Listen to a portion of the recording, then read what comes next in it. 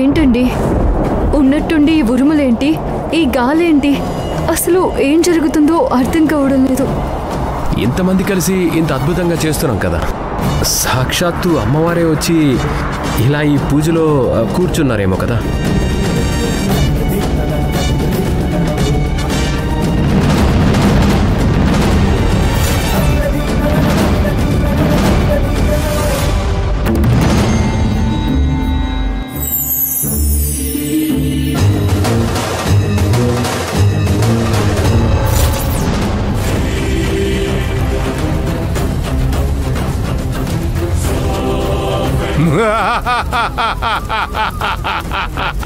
ఆచూకీ దొరికింది, ఆచూకీ దొరికింది.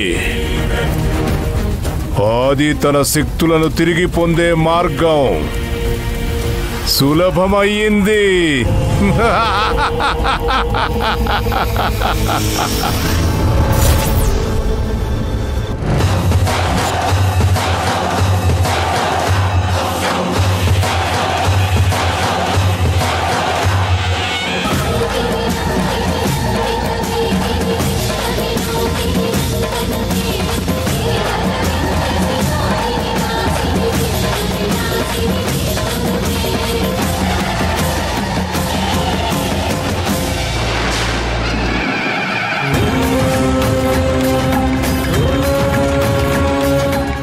మణేంటి పంతులు గారు, ఉన్నట్టుండి అమ్మవారు ప్రసాదించడమేంటి?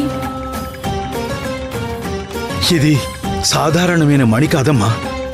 అటు లోక కళ్యాణం, ఇటు లోక వినాశనం రెండూ చేయగల మహాశక్తి ఈ మణికుందమ్మా.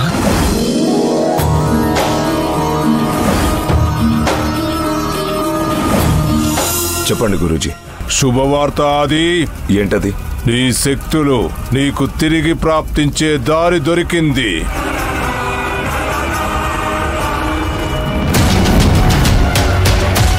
ఏం మాట్లాడుతున్నారు గురూజీ? మణి దొరికింది.